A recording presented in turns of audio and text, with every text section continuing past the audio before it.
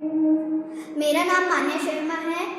मैं Indus international academy की कक्षा 5 की छात्रा हूँ और मेरा शीर्षक है परिश्रम का महत्व। एक गांव में एक बिरजू नामक एक किसान रहता था।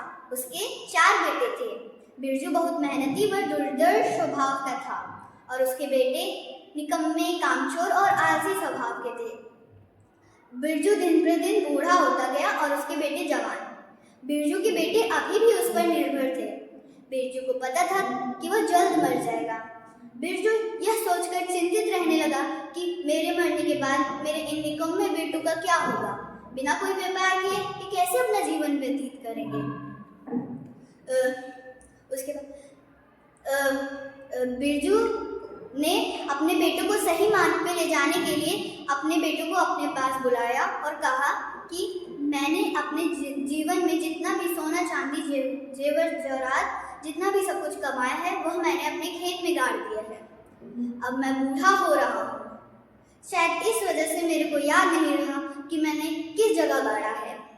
और यह कहकर बिरजू मर गया।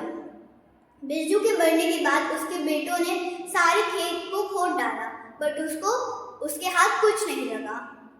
एक दिन बिरजू के अपने मित्र के पास गए और उनसे बोला, उनको सारी बात सुनाई।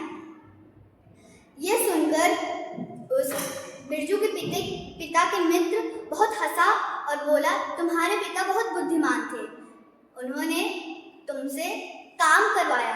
अब तुमने अगर खेत खोद डाले हैं तो जाओ उनमें अच्छी फसल उगाओ और उन्हें बाजार में बेच के आओ। इससे तुम्हें अच्छा मुनाफा होगा। धन्यवाद।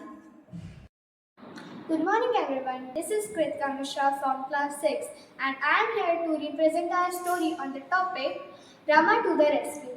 So, there was a village named Sundar Gaon and there was a huge flood occurred. There so many people were scared, some of people dead and they are running here and there. But Rama was still there because he was not so nervous. He was a teacher at a primary school.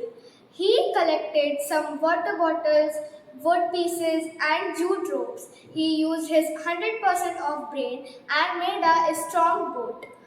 He carried some people and took them on a safe place. He had so many people from losing their life. At last, he saved so much people, and the moral of this story is clever thinking always wins the day. Thank you. Good morning everyone. My name is Rudraksh Rajan from class 9. Today I am going to tell you a story about the topic Tisu, the silent architect of life. Once there was a boy named Mahesh who was bursting firecrackers. Then a spark of fire fell on his hand. He suddenly shook his hand violently in pain. Few days later, his burn got healed.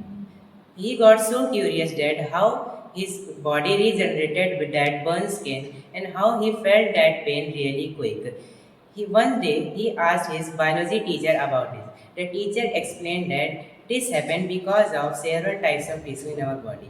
Our body has a blood tissue which contains two types of cells, white blood cell and platelet. Platelet helps to form a blood scab on that scar and white blood cell helps to protect that area from infection and germs. And tissues start to rebuild a new skin on it. And he felt that pain because of nerves made up of nervous tissue, which helps to transfer stimuli to our brain. The boy got more curious about tissue. The teacher explained more about this that our whole body is made up of these tissues and plants and animals also are made up of these tissues. And our body is made up of different types of tissue which helps to form the different types of processes. For example, blood helps to transport minerals, muscular tissue helps in movement of our body, and adipose tissue helps in storage of fat. Each type of tissue has its own speciality, and tissues are the silent architect of life. Thank you. Good morning everyone. My name is Riya Singh from class 11 science. Today I am going to tell you a very special story on the topic Mothers, the Angel on Earth. When I was a child, I used to hear stories about angels. I always imagined them with shining halos, white wings and magical powers. But I never realized that my own angel was right beside me, not in the sky but in my home, my mother. I still remember when I was in class 5th, I had a high fever. My head was burning and my body was weak. My mother sat beside me the entire night, holding my hand, placing a wet cloth on my forehead again and again. She didn't sleep for a single. At 3 a.m., when I opened my eyes, I saw her eyes red and tired. But the moment when she saw me awake, she smiled and said softly, "It's okay, beta, you will be fine soon." That smile had magic. My pain reduced not because of medicine but because of her love. That night I realized that mothers don't need wings. Their love is their power and their heart is their magic. I grew up, got busy with friends, studies, and my own worlds. Sometimes I even got angry at her for small things. Once I shouted at her because she forgot to iron my school uniform. I said, "Mummy, you always forget everything." She didn't reply, she just quietly lived inside. Later that night, when I went to my room, I found her sitting near the table, half asleep, waiting for the uniform to dry. Her hands were tired, but she had that same gentle smile. I felt so small at that moment. I realized that no matter how rude we become, a mother's love never changes, it only forgives. There were days when I failed, when I lost confidence, when people said you can't do it. But there was always one voice behind me saying, "You can, my child, I believe in you." That voice was my mother's. When the world doubted me, she trusted me. When I cried, she became my strength. When I fell, she became my reason to rise again. Angels are said to protect us from harm. And that's exactly what mothers do every single day. They protect us, guide us, and pray for us even when we don't see it. Today, if someone asks me, "Have you ever seen an angel?" I will smile and say yes every single day when I look at my mother.